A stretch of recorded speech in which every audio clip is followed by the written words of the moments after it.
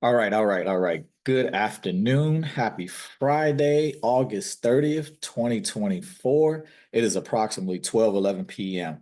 All right, so look, this one has been a little bit in the making. I've been trying to figure out the best way to get this one, exactly how I wanted to discuss this, and make it comprehensible and understandable and easily applicable.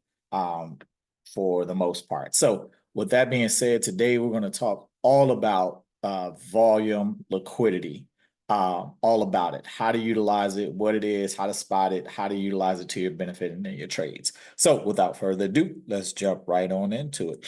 So, we're going to share, I'm going to share, which screen do I want to share first? So, first, I'm going to give you a recap of a trade or D trade that I just recently took.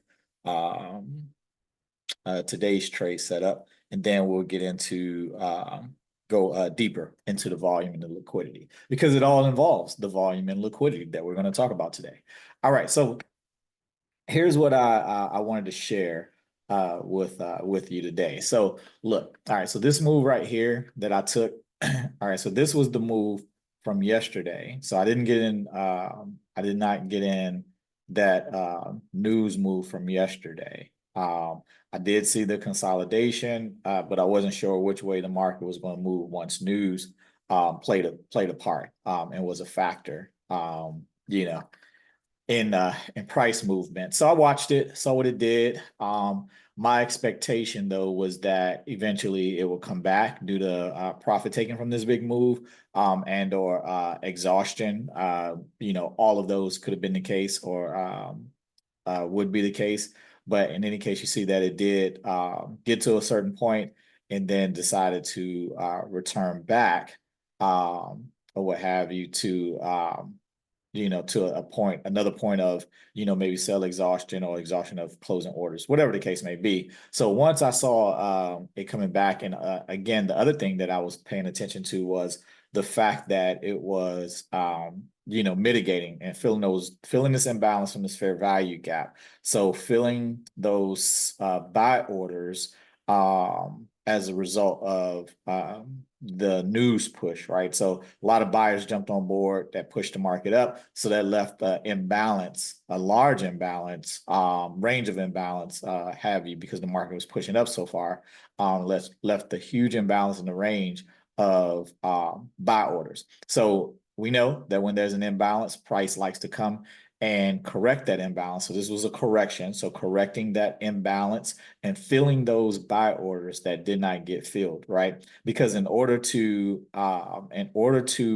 transact, if I want to buy, I need someone who's willing to sell. If I want to sell, I need someone who's willing to buy. That is how the market works, basic principles. But we get so far off and into indicators, different strategies and stuff that we forget the basic tenets of trading, the market period. It's all about liquidity, right? And liquidity is what moves the market, right? Again, for every buyer, you need a seller. For every seller, you need a buyer. Now we're going to go deeper into exactly, some of the nuances of that here in a second. So then, like I said, I saw the pullback and the mitigation of the fair value gap. Again, wasn't interested in getting in, to another move just yet. I said I'll wait. My thought process was that price is going to consolidate before it decided to do another push to the upside was my expectation. Now I just wanted to wait for a pullback that indicated as much. The other thing that indicated that we were going into, we were going to be looking for buys for today was, let me share my multi-time frame screen, because again, we get our view, we have to have a multi-time frame view, and more so a higher time frame view to get the overall picture. That overall picture, I cannot stress how important it is to know and understand that overall picture. Okay, so when we look at my multi-time frame chart here, I'm looking at the daily, right? So this was yesterday's candle. So we opened right here. We did a little push down, pushed up, grabbed the liquidity from here. So we grabbed that liquidity and we grabbed that liquidity. Even tapped into a little liquidity that was in this in this bearish candle right here, right? So we go up, and then as we saw on the lower time frame, right? That's this move right here where it pulled back. So that's this pullback right here, right? So when I saw that, my thought process was that when price opened for today, whatever happened, we were going to reclaim the liquidity that was in this wick right here, right? And at the very least, we could get, let's do it, wait for it. So right here and reclaim that wick, a 50 plus pip move, right? That was my thought process. So again, seeing this and then also seeing this and understanding again that in order for price to move, we need liquidity. We need liquidity of the opposite end in order to move in our desired direction. Okay, so seeing that, I was able to get my trade set up for the day. All right, so let's switch screens here yet again.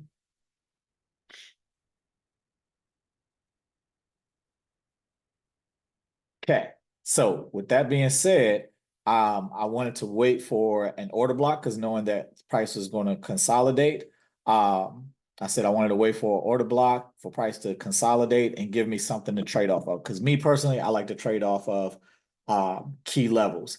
Most of the time, let me point this out too. Most of the time, especially when you have a huge fair value gap like this, when price fully mitigates it, that means we feel all of those orders 100% mitigated here, right?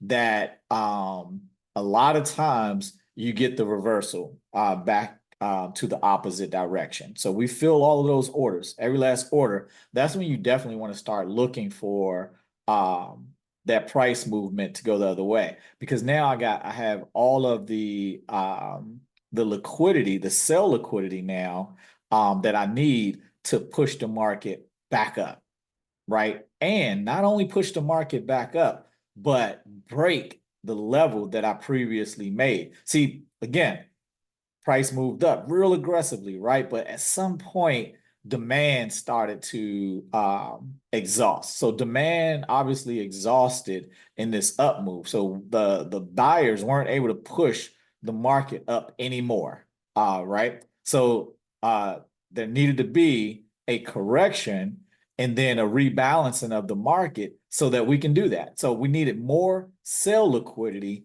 in order to break past the point that we could not break through before, right? So that's what happened. And so knowing that and understanding that, I again was looking for a key level to trade off of, saw the mitigation of the fair value gap, right? I saw one here that looked okay, but I wasn't ready to trade off of it just yet. I said I'll wait and see some more consolidation. Again, understanding that price was probably going to come back and claim this wick right here, or what have you, and then this wick, and then probably this wick, right? Then I got another one. I said, okay, that one looks really good. That may be a tradable candle right there, trigger candle, right? Then I got another one. I said, all right, all right, all right. I get it. I get it. We're established. At this point, the order block has then been established, right? We have the sell orders needed in this order block to put our buys in to push the market up, at the desired time. So I put my entry order, not entry order. I did a market order, limit order, right? I put it at the high of this one. Remember, for reversals, I like ones. I like ones because it's consolidation. It's telling me that the market is consolidating and recalibrating, right? So I liked it. And then it was the third one. So I said I'll put my entry order here, let that be the trigger, and my target was the order block right there, right? At the very least, I figured the market is going to come back here. I'll have enough liquidity. I had enough liquidity to the left, right? I had enough liquidity to the left, immediate liquidity for price to grab and go after to get to this order block here. And that's exactly what I did, exactly what happened. So I woke up to this right here. This is what I woke up to. Price going from here to here is what I woke up to. So also knowing that news was coming, I said, well, I was a little nervous, but I said, I'm gonna stay in the move and see if I could capture the additional liquidity here. Because again, understanding that price is no longer down here and we're about to get news. Do we have enough liquidity to handle buy orders? Where's the liquidity that's going to handle whatever orders come into the market when news hits? Well, there's quite a bit of sell liquidity still sitting up here. So if I want to continue to push the market up, not me, but the market makers and smart money institutions and stuff, they want to continue to push the market up, then they have the ability to do so and the liquidity there to do so. It's there. So I said, what I'll do is I'll play it safe. I'll trail my stop. So my stop, which was once down here, has now was now moved to here, right? Then when this candle formed, I said, well, I'm gonna go ahead and move my stop loss right here and let it play out a little bit. And that's exactly what I did. I let it play out and got every bit of what I was looking for. So this was my trigger candle. This was my entry right here. So I went from there all the way to here. Once I got to 75 pips and was able to get that liquidity right there, that's where my order was closed out. That's where I was able to close out, targeting that liquidity sitting right there. Okay. So that was the move. That was the move that I got into yesterday. That was the logic behind it. All right, so let's take an even deeper dive into what we're talking about when it comes to this liquidity and stuff. So here's a couple of things. I want to while we're still on this screen right here, right? Is that one thing that sticks out is that as we were approaching this order block, something for you to be able to look out for as we were approaching this order block, price was not decreasing in volume, right? As a matter of fact, price continued to increase in volume as we approached this order block. That was a very good sign that we were going to continue. We were going to continue in this direction, seeing as though we had the liquidity to do so. And that, again, as you can see, the volume was continuing to increase as we approached that order block and as we went into that order block. So I felt safe enough to stay in that move, you know, and let it, go to my take profit right here. Now, after this, I really wasn't looking to see where the immediate liquidity was. Obviously, there was no immediate liquidity, but we could have looked left. And we see that left, to the left, we have plenty of liquidity. Price obviously is filling this fair value gap right here. So again, plenty of liquidity to still, mess around with. And we can see this is a daily resistance left over from August, last Friday. So price is more than likely headed towards that liquidity right there. So very, very great bullish move for the day with all of the liquidity, sell orders needed, to fill those buy orders and continue to fuel that move to the upside. This is what price does. It moves from liquidity to liquidity. Again, remember this, for every buyer, you need a seller. For every seller, you need a buyer. That's how it works, right?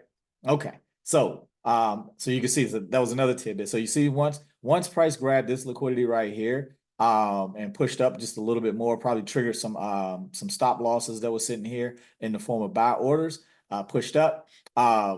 We did a little bit more. We did a little bit of consolidation or retracement right here, and we can see we came down, and then decided to push back up once we were able to recalibrate a bit. Put some more, do some profit taking, more than likely take some profit, and then continue to push the market up because again, like I said, we still have plenty of liquidity where we need it, right? And then these moves right here just added to the liquidity, especially this one right here where we have quite a bit of volume, and price was able to take the volume and sell side liquidity within this candle right here and continue to push the market up. That's how price works. That's how it moves through liquidity. Now, it doesn't always look this way. Okay, I'm gonna give you another view. Stick with me. Stick with me. Going to drop some jewels on you. I'm gonna give you another view This view is going to be in the form of another currency pair, right?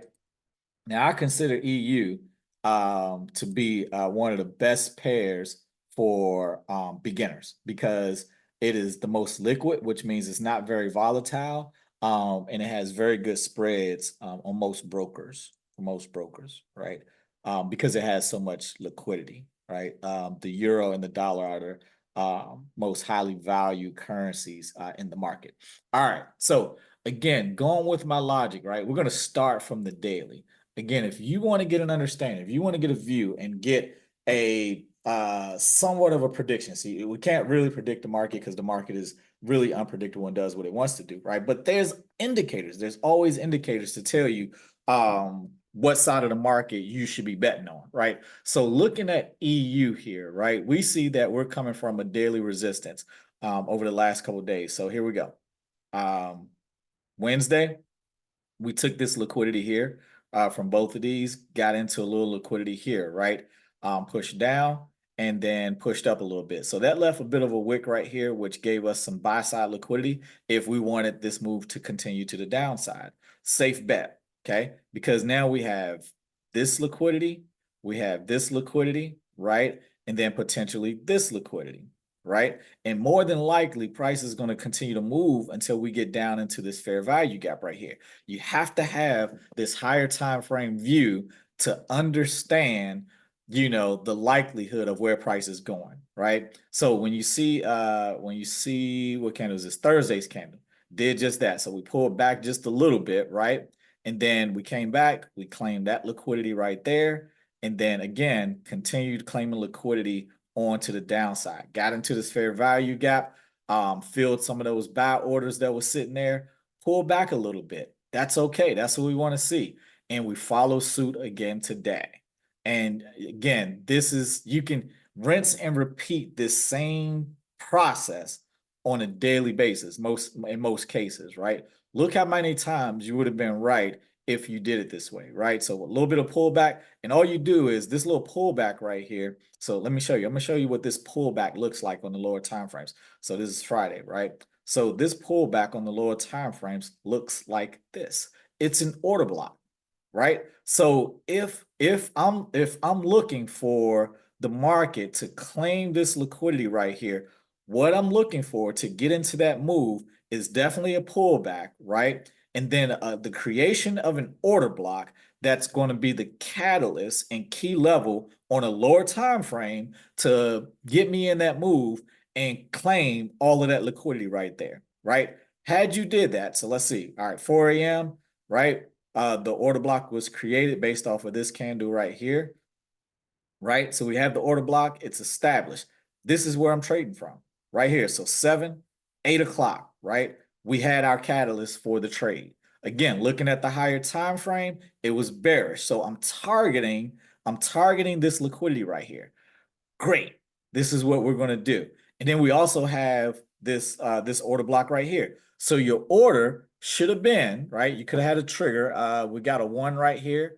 You could have did this 1, or again, if you woke up around 7 o'clock, the 7 o'clock hour, this 2 right here would have been a really good one for a trigger candle because I like the spread is not too far away, right? So we put our sell limit order right there at the bottom of this 2 up candle and just wait for us to be triggered into that move, right?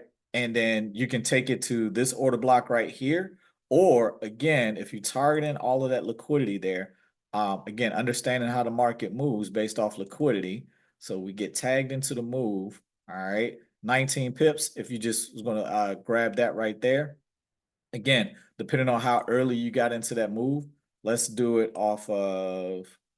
from here because there's plenty of liquidity, right? So we know once we got into this move right here, we're targeting this liquidity, this liquidity, this liquidity for sure, and then this liquidity at the very least. Oh, it doesn't stop there because look, immediate. Because I'm looking at what price is likely to target as immediate liquidity. If it's there, it's there. If it's sitting there, this liquidity is just resting right there. It's not far away, right? Right. I don't have a whole spread of a candle. I have liquidity sitting right here. So boom.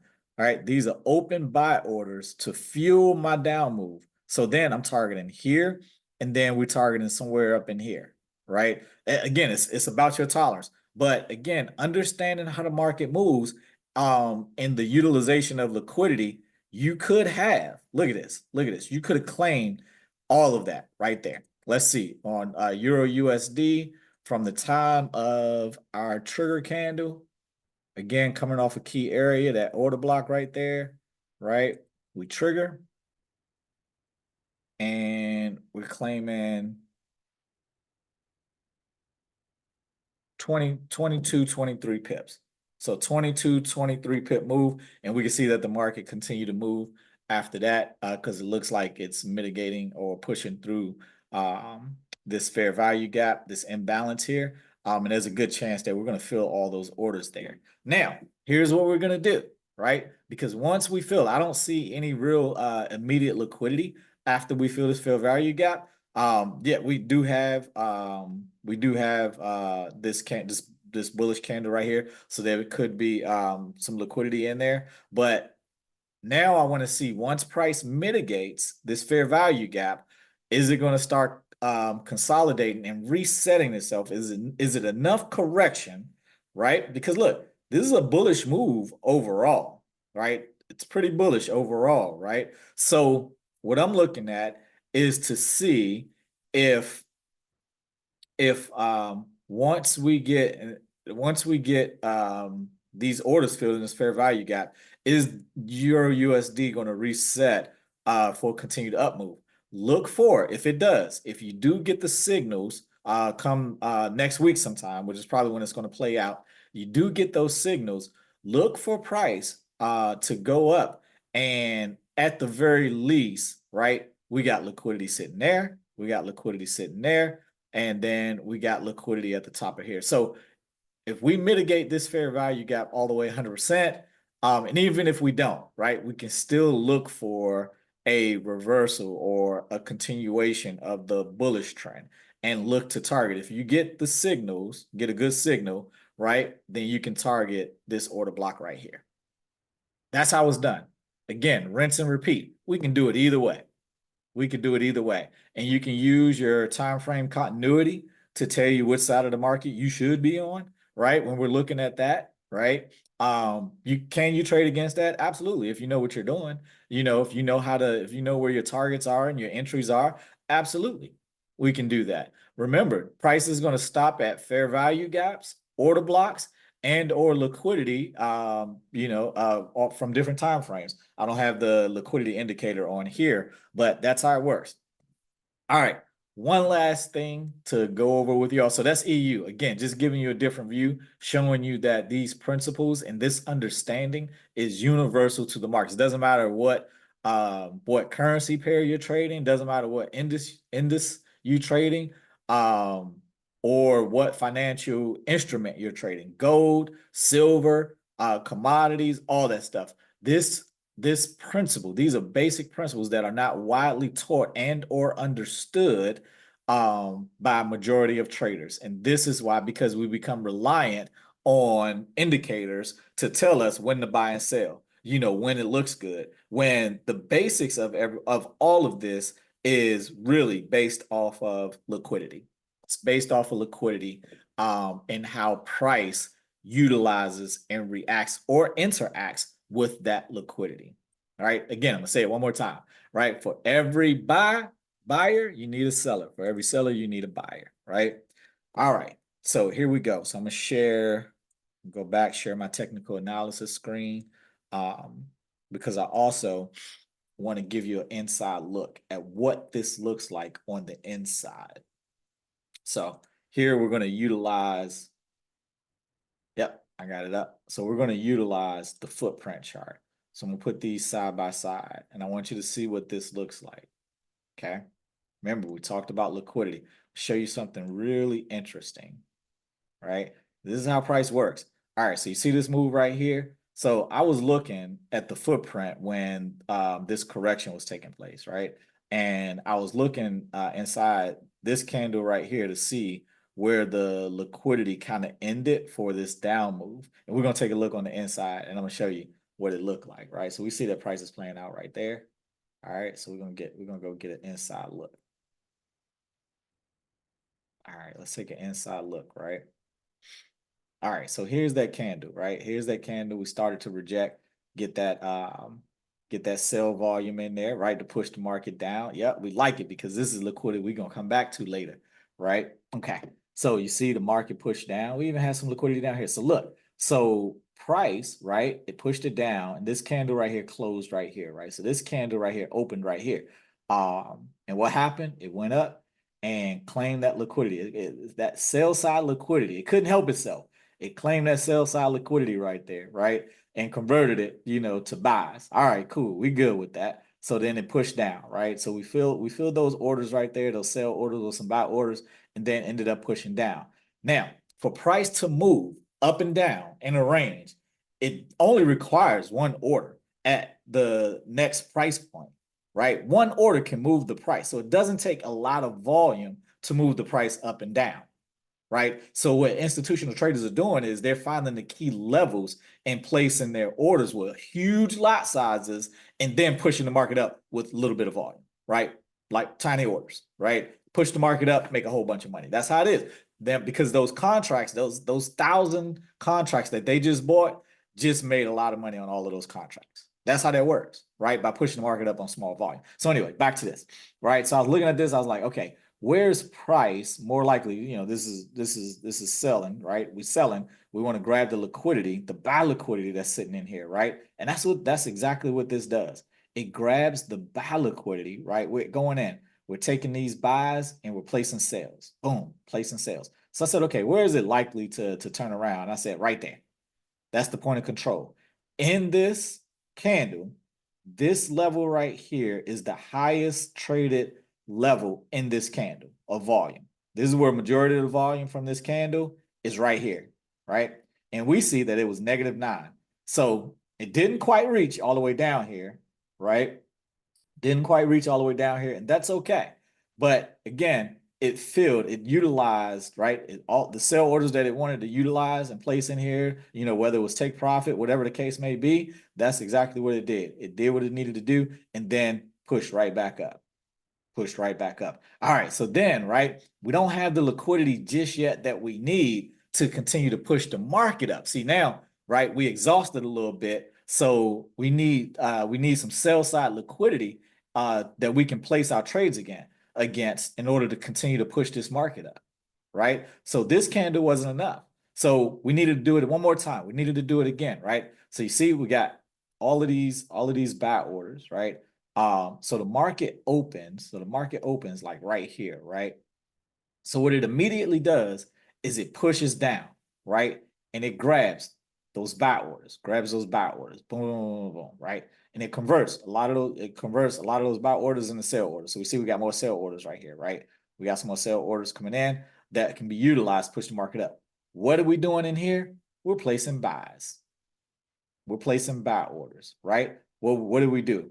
We took and look at what we did now. Remember what I told you here. Remember what I told you here. It stopped short of this area here, right? Why did it do that? Right? Look at what happened in this candle, right? Those sell orders right there got taken by the buy orders. So I had an influx of buy orders that I needed to place at the lowest price possible. See, we didn't want to push it down too far in this candle, right? We didn't want to push it down too far, right? Not in this candle. We waited a little bit because we need retail traders to come in and give us what we need, that push, that extra oomph that we need to push the market in our desired direction. So we waited and began to fill, right, these sell orders right here, that's just these rest and sell orders right here, and fill them up with the buy orders that we needed. And then what did we do? We aggressively pushed the price up in our direction and kept it moving for the rest of the session. Boom, we're still moving. We're still moving. We're still moving. Still moving. We're still moving, right? Still moving. We're still moving. This is what price does, right? Liquidity, liquidity, liquidity. I cannot stress enough how liquidity plays such a huge part in our trading. All right. Again, this is the footprint. available if you have the pro version of TradingView. You just go in to your candles, right? Your candle choices, and you can pick up um, let's see, trying to see where it is. Oh, volume footprint right here. I got it. I got it starred. So the volume footprint right there. All right. Again, this is just giving you an inside look at, what each candle looks like in the volume and stuff. You can change the look. You can look at it. You can see the buy and sell volume side by side. I have this set to delta only because I just need to know which side is the more dominant side at each price level inside each candle, right? But you can go in and you can say, hey, I want to see both the buying and selling, right, inside the candle. And this allows you to do that, right? You can see both the buying and the selling. And these areas here, areas of imbalance, right? This is where the price is a bit imbalanced. That means it had 3 times the amount of volume of the other traded currency buyer sales, right? So 3 times more buyers than sellers at this particular price level, or what have you, right? So again, you can see at these levels. So again, you get the number of buyers versus sellers, right, in the market. All right, we see it right here, right? Again, I just take the delta view to tell me which side was more dominant at each price level. Then you also get overall what the total number of volume was, and then who the overall aggressor was in this candle. So here we see that the overall aggressor in this candle is so far the sellers. The sellers are the overall aggressors in this candle. Okay. And again, you can see the overall volume, and you can still get that overall volume view and delta view if you're just looking at the delta along the candle as well. Yep. So you see again, you get that. Let me blow it up a little bit so we can see it, right? So we get the delta overall in the candle. You get the total volume in the candle, and you still get the total buy and total sell volume. This is for the entire candle. That other view just gives it to you side by side, so you can see at each price level what the buying and selling pressure look like at each price level. Okay. All right. I think that was everything that I wanted to cover as far as the deep dive into how to utilize volume and or liquidity, how we can best utilize it as retail traders um, and ride and understand where the institutions are doing their trading, and how they're doing their trading. Again, these concepts are universal to the markets as a whole. Universal to the markets as a whole. All you have to do is look, apply them, rinse and repeat. If you follow the strategy, right, you can do this more often than not and win trades more often than not. Are you still going to lose some trades? Absolutely. It's part of it's part of the game. It's part of the process. You take the good with the bad. So make losing a part of your DNA. But when you lose a trade, you got to ask yourself and be honest with yourself. Why did I lose that trade? Right? Was it me? Was it the market? Was it something out of my control? Or was it something in my control? If it's something in your control, most of the time it's going to be something in your control, then you need to fix you, right? You're not going to be able to fix the market. So you want to identify that, if you went against your rules, right? That's the main thing that we do. I do it all the time. I go against my rules. That's the thing that I've been working on with myself, is not going against my rules and trading by the system, right? Let the system do what it does and trust it. And if I take an L, I take an L. I have to manage my risk. Manage your risk, right? Um, and again, as long as, right, you're not making the same mistakes over and over, you should be an overall profitable trader. You should. No excuses, right? I've given you all the tools, all the explanations that I can give to get you there. And hopefully, God willing, we get there together because I'm still on my journey as well. So, as always, good luck. I hope this helps you. throughout your journey. Look, if it's something you don't understand, put a question in the comments, and or look at the video. Look at it more than once if you have to. Rewind, replay different parts of this to understand exactly what you're looking at and what you need to do in order to be profitable most of the time, right? All right. Again, happy trading. Good luck. Let's rock these markets, man.